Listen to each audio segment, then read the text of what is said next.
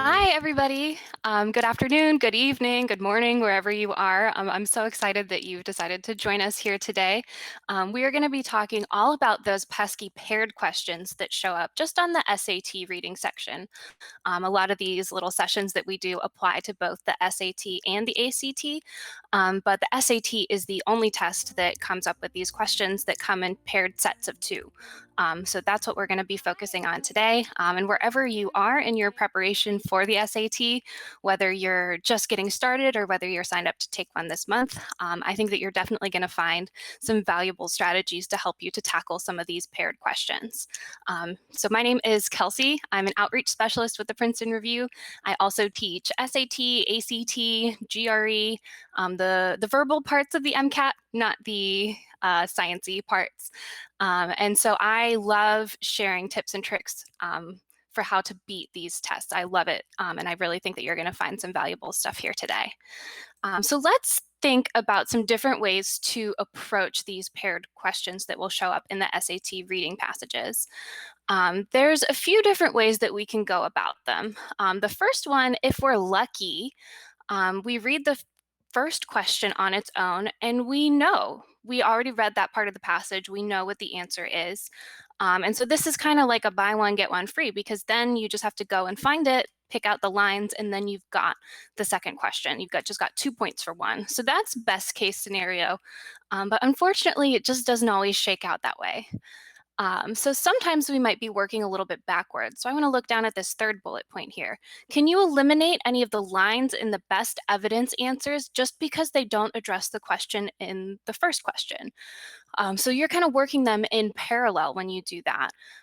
So you go back and find the windows that are in the multiple choice questions for the second question. And then if it's not relevant or if it doesn't answer the question you see in the first question, then you can eliminate it and kind of work in tandem to find your process of elimination that way. So that's another way. And then this could also work, especially with the trickier ones. Can you find any connections between the lines in the best evidence question and the answers in the first question? So not only does the window have to answer the question, but it's got to match up with something in parallel in the first question. So sometimes you'll be able to knock them both out right at the beginning, but other times you might have to work the questions together in a little bit more of a complicated way. So we're going to be doing just these paired question sets today. So it's not going to quite mirror an actual passage that you would see, thank goodness, on the SAT. You would never get a passage that's all paired questions. But I get a lot of questions about these types. And so I hope that we'll be able to work together and find some strategies to help us to beat them. So I've got a question up on the screen here, a paired set actually. And something that's going to be really interesting today is that we're only going to be able to read the windows that are referenced in this second passage or in the second question. A lot of students feel like they need to read the whole passage up front. We're not going to do any dual passages today. This is just the paired questions, but those paired questions and the dual passages can be tricky as well. So a lot of students feel like they need to read the whole passage up front before they go to the questions, and that's not the best approach for most students. You don't get any points just for reading and understanding the passage beautifully. You only get points on the SAT if you get questions right. I always recommend to go to the questions first and then go back and read what you need. And that can feel a little bit uncomfortable for a lot of students at first, but it's definitely a worthwhile way to spend your time getting points, which is really all you want to be doing on this section. So we just have the opportunity to read these little windows that are referenced in the best evidence question. So let's take a look at what question we're trying to answer here. The passage most strongly suggests that Chinese climbing mice are most remarkable for which of the following characteristics? This is a classic SAT reading question. It's kind of convoluted. It's not very clear what it's asking for. So we want to take a moment and make sure that we really understand what this question is asking. And if we think about that, it's definitely asking about these Chinese climbing mice and basically what are they most remarkable for? So what defines them? So we want to make sure We obviously don't know the answer to this question off the top of our heads. We haven't read this part of the passage yet. So we're going to have to go back using question 3 to help us look through the windows and see if we can find something that makes these Chinese climbing mice remarkable. So let's see, in 3A, it tells us that that window may be lines 7 to 10. So here we see the Chinese climbing mice being mentioned, Chinese climbing mice, but nothing about them. Doesn't say anything about their remarkable characteristics. So we know for sure that we can eliminate 3A. Let's look at the second one. So it is true that the first are distinguished. This is a continuation of the window in 3A. Are distinguished only by their different colors, for their climbing accomplishments are not greater than those of other mice. So that one starts to sound pretty good, right? We'll keep that in there because that's talking about characteristics of the Chinese climbing mice. So we'll hang on to that one. And see if we can find anything better, right? We're looking for what they're most remarkable for. So let's look at the third window. And we see this they here. So we don't know who they're talking about. So in this case, you would want to go back into the passage, even though it says that it's in lines 27 to 31, you want to make sure that you know who those ambiguous pronouns are referring back to. And if we do that, then we actually see that what's going on is that the they is referring to the wrong kind of mice, the Japanese dancing mice, which is not what this question is asking for us to find. So since that's the case, wrong them, not relevant, we can eliminate that one. And let's take a look at the final window here. We just don't see anything there. Again, these are about the Japanese dancing mice. So we've got our window. Now we've got to find the right pair. So if we go back and revisit what we saw in 3B, it's true that the first are distinguished only by their different colors. So that's going to be something that we look for as a prediction in question 2. And we do see, in fact, that there is something about the colors there. So we want to make that connection, and we're done with this paired set. So 2D matches up with what we read in 3B. So that's kind of how you can work in parallel. You don't have to go back and reread the whole passage because your answer is going to be in one of these smaller windows. And so that's just a really great way to kind of cut down the time you spend on these paired questions. How do you know? So again, if you're going to have the whole passage in front of you when you're taking the test, but what I did kind of deliberately was I just cut those little chunks out so that that's all that we can look at. But of course, you're going to have the whole passage. And if we read up above, you'll know who that them is referring to. There's not going to be actual ambiguous pronouns anywhere on this test because that's not fair. You'll know who them is. I just cut it off for the sake of this exercise. Good question, though. Let's try another one.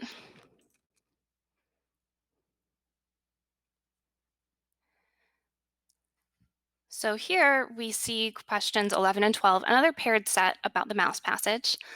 Question 11 reads that the passage suggests that which of the following common assumptions about Japanese dancing mice may be incorrect. So that's kind of a tricky question just to answer off the bat, but luckily we have these windows to help us. So we're going to go back and reread just these little chunks and try to find something that answers that first question, an assumption about the mice that may be incorrect. That's what we're looking for. So let's go through this first window. Sometimes 2 or more rarely 3 mice join in such a dance, which usually begins at dusk and is at intervals resumed during the night, but is usually executed by a single individual. So does that tie into some assumption that may be incorrect? Not really, right? We can go ahead and eliminate that one. Let's try the next one. Landois further remarks with reason that the dancing mouse is ill-chosen, the name dancing mouse is ill-chosen, since the human dance movement is rather a rhythmic hopping motion rather than regular movement in a circle. So maybe it seems like there's an assumption in there. So maybe we'll just kind of hang on to it. Not sure. And that's okay. You know, when you're doing this process of elimination, what we're really looking for is the most obviously wrong answers. So you don't want to be too quick with the trigger and eliminate stuff if you kind of like it. We'll go back and we'll take a second pass. That's okay. This third one, I've obtained specimens all strikingly alike in marking, size, and general behavior from animal dealers. No, that's not talking about any assumption that may be incorrect. And this last one, they're usually supposed to be weak and delicate, but my own observations cause me to regard them as exceptionally strong in certain respects and weak in others. Well, that one sounds pretty good too. So we've got two contenders, and we want to make sure that they match up with something in question 11, right? We're not just looking for the window, but it's got to parallel to something in the first question in the paired set. So let's see that last one. They're usually supposed to be weak and delicate, but my own observations cause me to regard them as exceptionally strong in certain respects and weak in others. Interesting. So we have to see if that matches up with anything in the first one. Um, and so we see it's about strength and endurance. And so that matches up with answer 11B.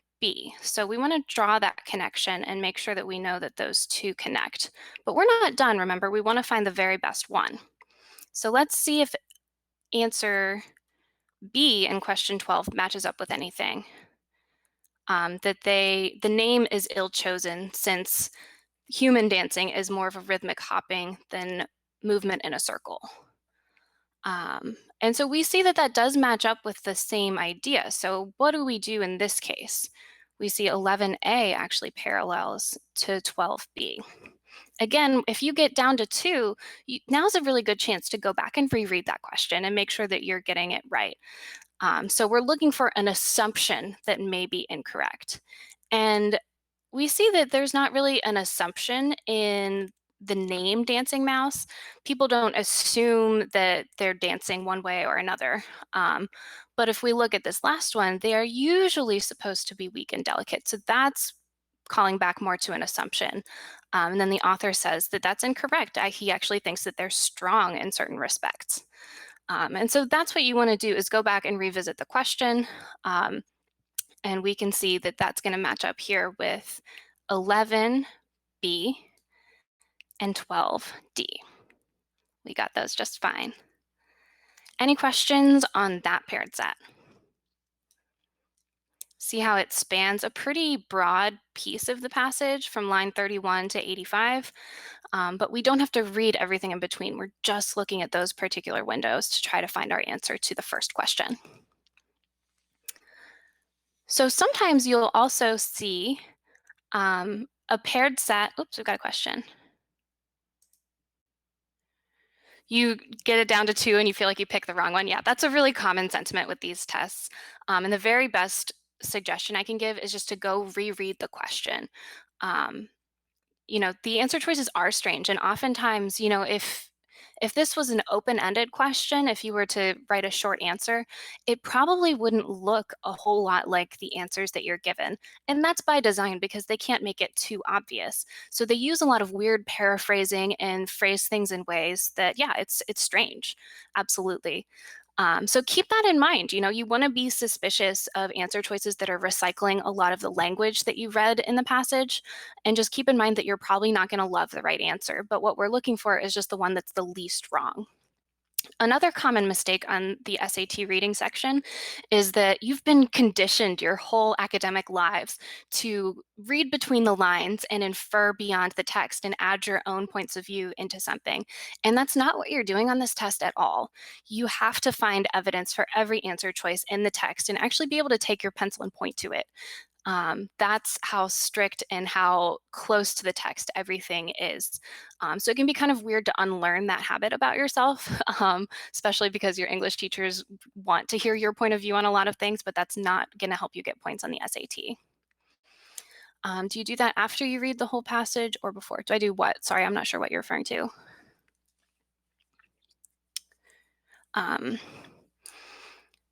But yeah, I'll wait for that for a moment before we move on. But these paired questions often come in pairs, of course, but occasionally they're going to be standalone questions, and there's a slightly different way you want to approach these, like we see on this next slide. So it's asking for the best evidence, but it's not in a paired set; it's all by itself. So when that happens, all you want to do is go back in order to all of these windows and try to find the answer to the question. No reason to do anything else with those. That's going to be the most time efficient way to do it. So let's go ahead and see what this question is asking for us to find. We're looking for the best evidence for the claim that a mouse's physical strength is not necessarily related to its endurance. So we need to have strength, we need to have endurance. And if we don't have those two things, then we can eliminate the window. So we can go back to this first one, lines 67 to 69. Do we see strength and endurance there? We see weakness, but not much about the weakness. Okay, so going back to that question to solve the question, I always recommend going to the questions first. If that's deeply uncomfortable for you, take a quick skim of the passage up front, even maybe just reading the first line of every paragraph or the first sentence in every paragraph. They're not going to take it away from you, and you're probably not likely to remember the details that you're going to be asked about. You can always reference the passage while you're answering questions, but that's probably going to be the best use of your time, is to just read what you need to get a question right. Okay. So we have this idea of weakness here, but we're looking for strength, we're looking for endurance, so we can eliminate 10A. Absolutely. Um, and here, so this is continuing on, we see weakness, which is good. We're looking for something related to strength and endurance. Their weakness, indicated by their inability to hold up their own weight or to cling to an object, curiously enough, does not manifest itself in their dancing. In this, they're indefatigable. So a good SAT word there. That basically means, they don't get tired. So we have this idea of endurance. We have this idea of strength. So this is looking pretty good. We want to hang on to this one. And again, just make sure that it's the very best one. You don't want to move too fast on these. So we look at the third window, again, just looking for something about strength and endurance that answers the question. And we see, astonishing rapidity, but in the word strength, but it doesn't quite answer the question, so we can lose that one as well. And this last window, it has these words. This is what I mean when you want to be careful. If something is recycling too much of the language that you're looking for, you want to be suspicious of that, because this one says strength and endurance, but it doesn't actually answer the question. It just says that no other accurate measurements of the strength, endurance, or hardiness of the dancer are available, but nothing about the fact that their strength isn't related to the endurance. So in this case, we very soundly were able to eliminate 3 out of the 4 windows, and we can feel pretty confident in our decision to choose answer B for question 10. So we'll see another one of these. These best evidence, they're less frequent than the paired set, these standalone ones, but same approach, essentially. Okay, we are going to move on from our mouse passage and try something else. So again, we're just going to be reading the lines that show up in the window. So this is a new passage. We're saying farewell to our mouse friends. So question 44 reads, in discussing the phenomenon known as priming, the author of the passage suggests that. So this is one of those weird questions where they don't even phrase it like a question. So let's take a moment and think about what this question is asking us to do. The author suggests that. First of all, we know that suggests is too soft for what they're actually asking you to do, because the author is going to pretty much state it. We're not looking to think too far beyond the text or make these grand inferences. We want to stick really, really close to what the text actually says. But we're basically looking for what the author says about priming. And so we haven't read that yet. So we're going to look through the windows. We see these are all kind of pretty close together. So lines 4 to 7, 7 to 11. So we're going to read through these first couple paragraphs and look for something that the author says about priming. And we see it pop up right at the beginning of that first window. So that's a good sign that we're in the right place to find the answer for what the author is saying about priming. So this first window says priming studies suggest that decisions can be influenced by apparently irrelevant actions or events that took place just before the cusp of choice. So that is definitely talking about priming. So let's see if we've got something that matches up in question 44.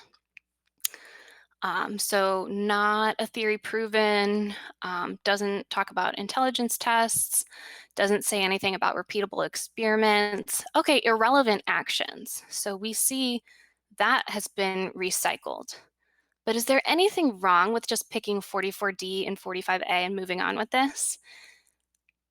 It says it's influenced by irrelevant actions, and we saw those exact words in the text. You want to make sure that you're reading word for word and you're not putting any words in the author's mouth. What could be suspicious about 44D? It's this word only. It is only influenced by irrelevant actions. That's not what the author said. They can be influenced by apparently irrelevant actions, but it doesn't say only. And if the passage doesn't say only, then you can't make it more extreme than what it actually is. So that can't be right. 44D is not our answer, but that's a really beautiful trap answer. So let's keep looking for the very next pair that we can grab in parallel for this one. They have been a boom area in psychology over the past decade, and some of their insights have already made it out of the lab and into the toolkits of policy wonks keen on nudging the populace. Okay, so still talking about priming, which is good, but that's not enough. Yeah, good. I'm glad we all caught the only. That's lovely. Good. You guys are sharp. I love it. Okay, so again, still talking about priming in the second window, but nothing ties back to any of our options that are left in question 44, so we have to eliminate it. Let's look at the next one. Dr. Kahneman and a growing number of his colleagues fear that a lot of this priming research is poorly founded. Okay, so that's it. It's poorly founded. That's interesting. That's good to know. So we'll hang on to that maybe. Poorly founded, but does that match up with anything we see in question 44? Let's keep reading. Over the past few years, various researchers have made systematic attempts to replicate some of the more widely cited priming experiments. Many of these replications have failed. So if the replications have failed, if we look at that last window, line 17, then it's not based on repeatable experiments. That's what we need, that connection between question 44 and question 45. So we want to make sure that we're reading closely with the windows that they give us and making sure that, it matches up. And that's what we see here. Question 44C, not soundly based on repeatable experiments. That's what we see evidenced in this sentence in line 17. Many of these replications have failed. Boom, we're done. Okay, and we're going to move on. We're going to stick with this passage for a little bit and do some more paired questions as they come through. Yep, exactly right. Lovely. Let's keep going. Let's try another one. So 46 reads, the author's reference to the cornerstones of science's claim to objective truth in lines 27 to 28. How nice of them to give us a window here. Primarily serves to. So let's find that stuff. One of the cornerstones of science's claim to objective truth. So we're looking for not really what the author says about it, but what its function is. So this is a why question, not a what question. Why does the author talk about this? Why does the author reference the cornerstones of science's claim to objective truth? So again, we want to make sure we're going through each of the windows and looking for an answer to that question. I have a question. What do I do besides practice questions and reviewing mistakes? That's the best thing you can do, truly, is the time you spend reviewing practice tests that you've taken is just as valuable as taking them in the first place. It's not a fun exercise by any means, and I don't really recommend doing it immediately after you've taken the test, but give yourself a day and then go back and and walk through all the questions that you missed and try to spot any patterns in the questions that you're missing. And you should even take that a step further, maybe let another day pass, and go back and try to do the questions, particularly in math, but in reading as well. Do the questions again. Do the questions that you're missing so that you can practice, knowing what the right thing to do is when you see a question like that in the future. That's a great way to practice. So we're going to do the windows here for questions 46, 47, looking for basically the function of that phrase. And so I'm suspicious already of this first window, just because it comes before that phrase, but we're going to read through and see that it's not really relevant to that idea. And so we can go ahead and eliminate 47A, not quite relevant.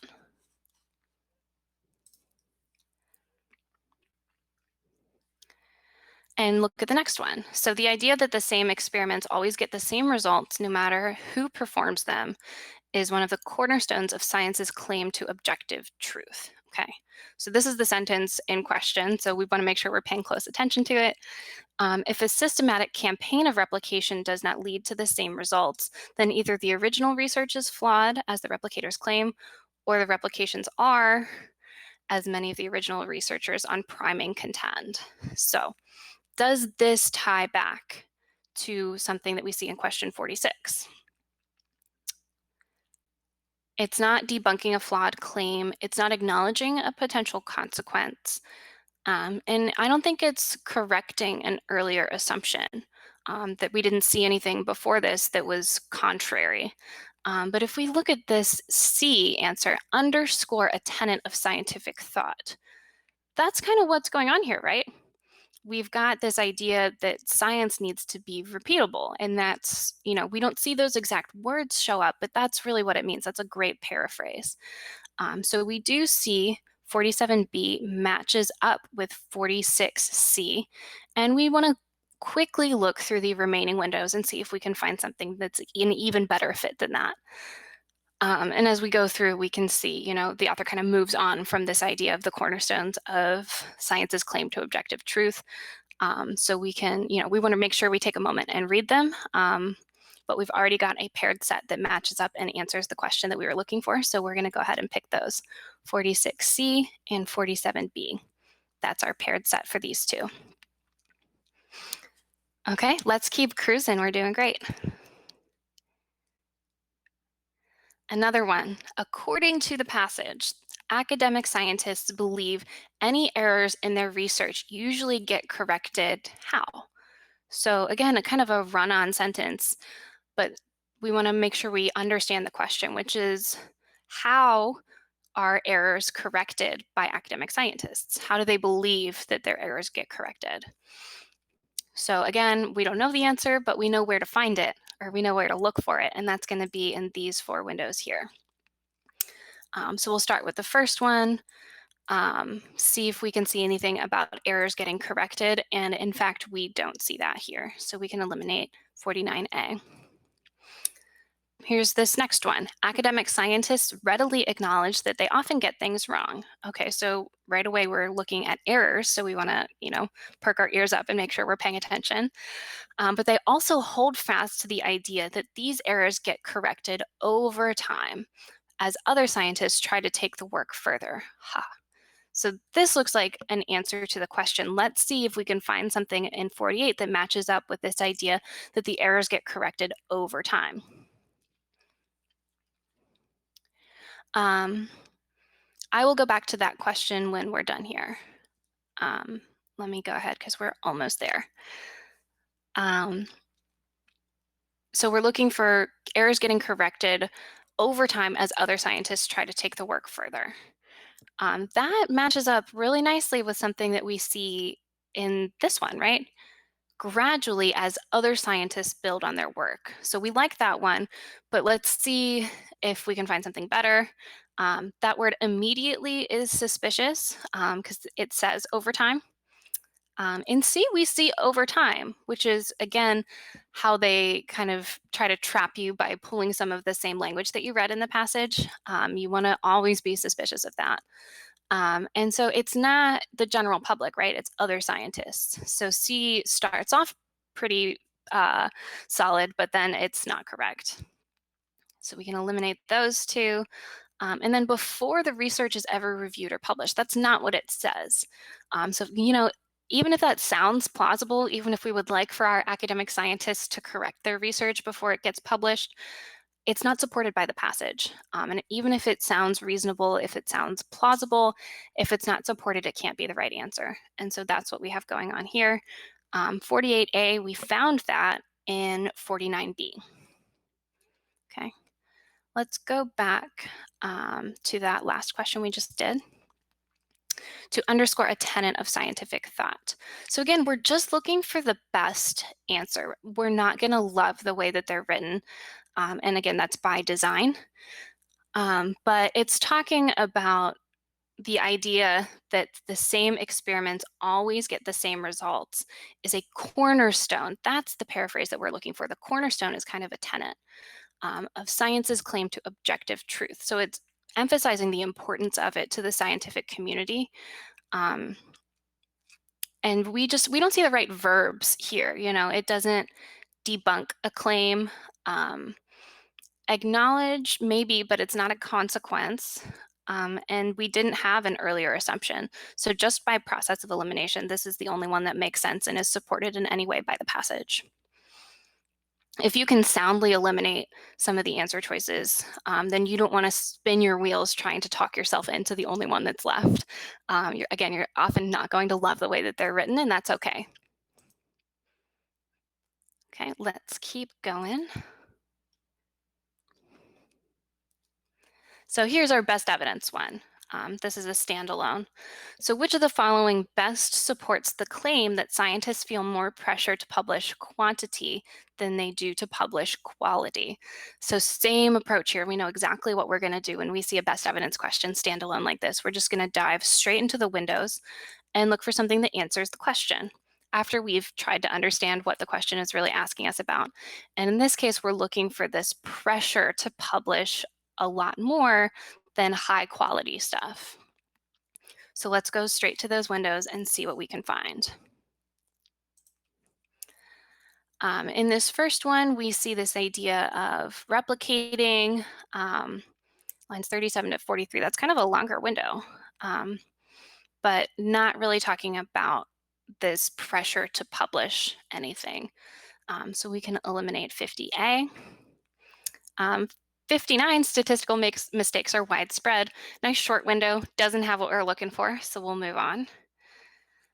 This third window, lines 67 to 71, there's no cost to getting things wrong, says Brian Nosek, a psychologist at the University of Virginia who has taken an interest in his discipline's persistent errors.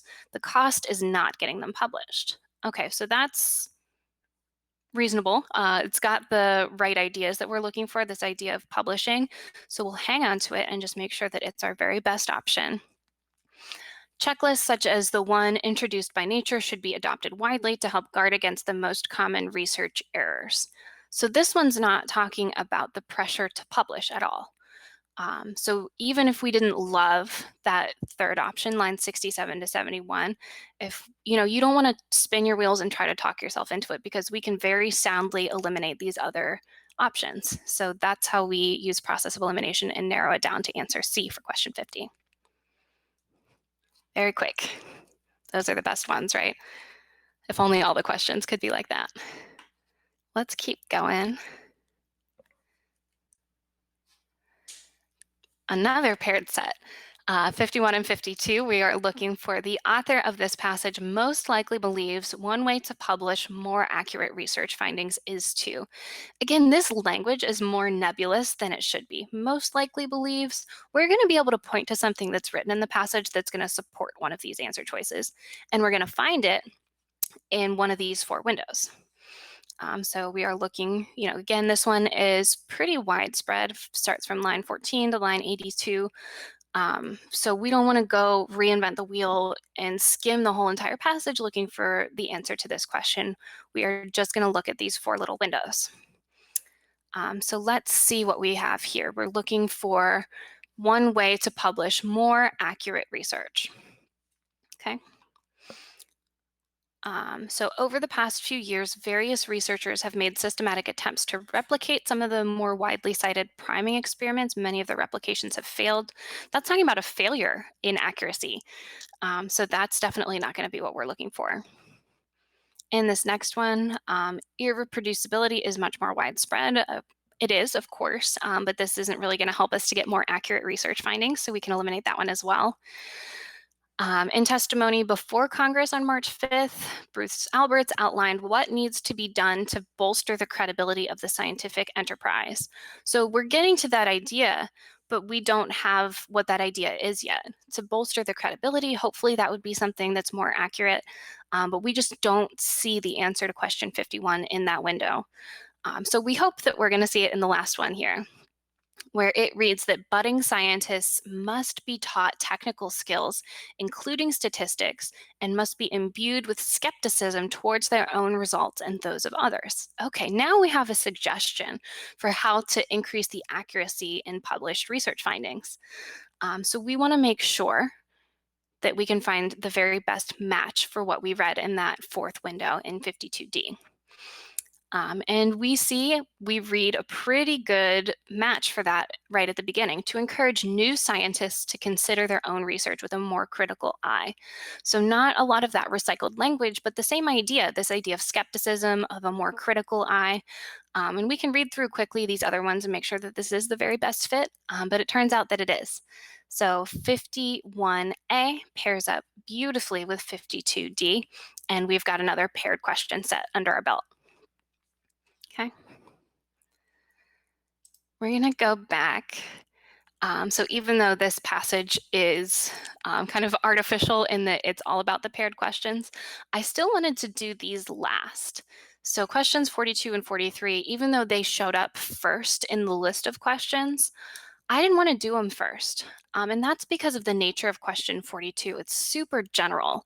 One of the primary claims the author of the passage makes, I don't want to do that before I've read any of the passage. I want to do the easier questions first, the ones that are more specific, so that I have an idea, particularly of what the test writers think is important in this passage.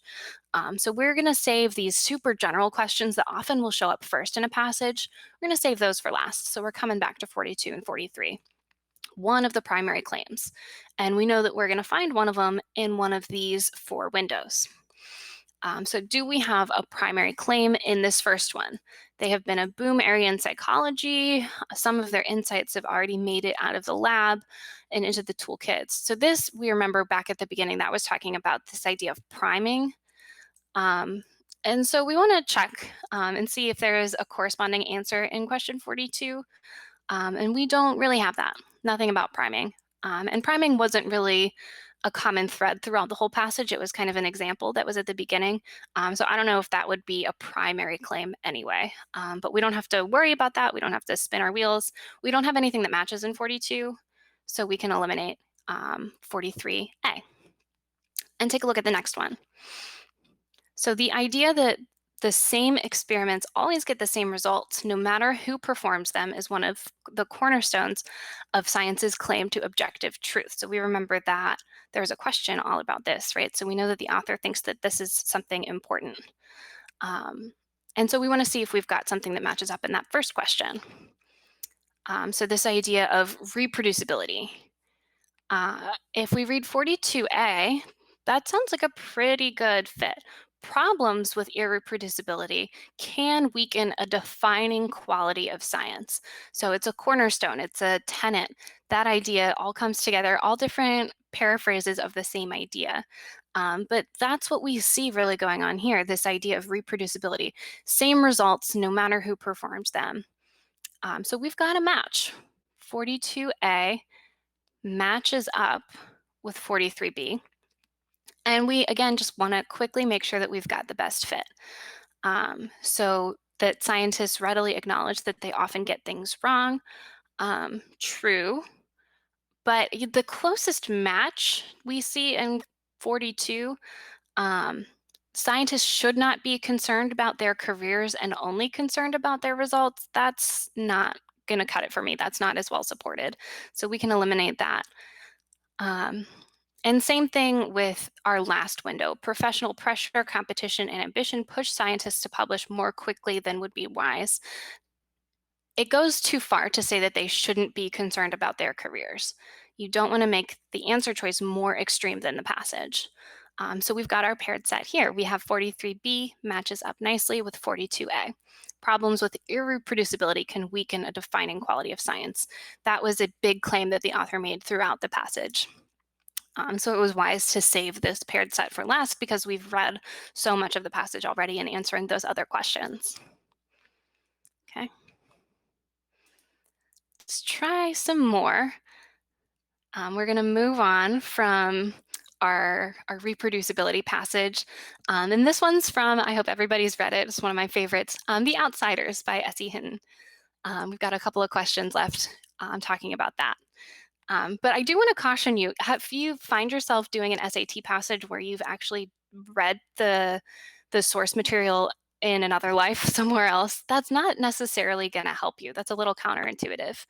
Again, because you're looking for answers that are going to be supported by the lines in the passage. And so you want to be careful not to bring in any outside knowledge. If you're reading something that you're super familiar with, or you know a lot about, or you've read yourself on your own, you want to make sure that you can take your pencil and point to something in the passage that supports an answer choice that you want to choose. So whether or not you've read The Outsiders, let's go ahead and read through for questions 5 and 6. 2-bit's reference to interest in conversation is most likely meant to be. So let's find that. We get it in line 32. Interest in conversation. Why does he say that? This one isn't written like a question either. Why does 2-bit reference interest in conversation? What function does it have? And we see that we're going to be looking basically for the tone of that statement. So we see in question 6, we're going to find the answer between line 26 and line 34. So that's all we've got here. And we're going to look for evidence that supports his tone. So line 26. Ooh, that's a good one. How to make progress on boring. They do pick boring topics, don't they? That's by design. I think they're trying to put you to sleep at 8 o'clock on Saturday mornings.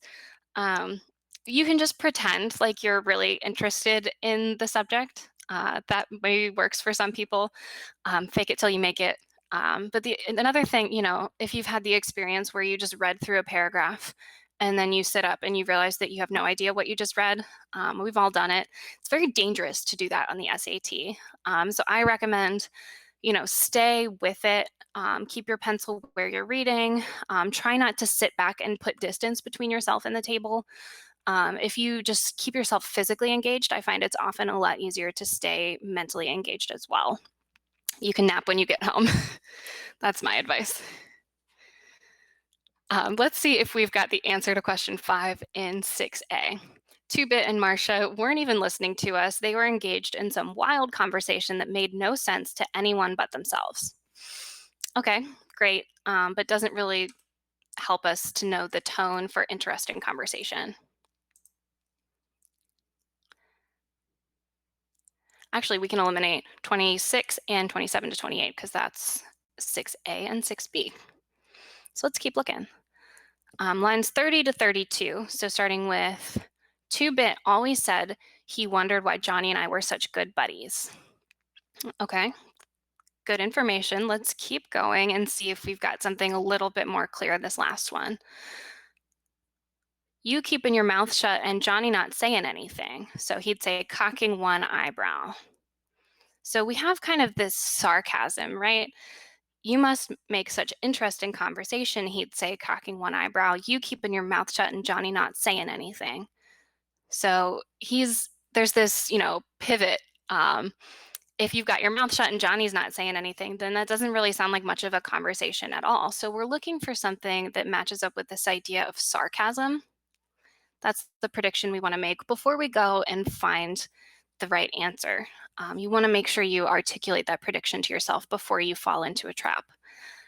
So interest in conversation could be complimentary if he meant it, but he doesn't. But it's not really meant to be insulting either. That takes it too far. It's just a little sarcastic. And there's no confusion that we have here either. So we have it in 6D, lines 33 to 34 matches up perfectly with B in question 5. It's an ironic tone. That's why he calls it interesting conversation, because they're not actually speaking at all. Quite a reputation for being quiet. Okay. And we are moving on to the last one that we've got here today, actually. Still with the outsiders. Let's take a look.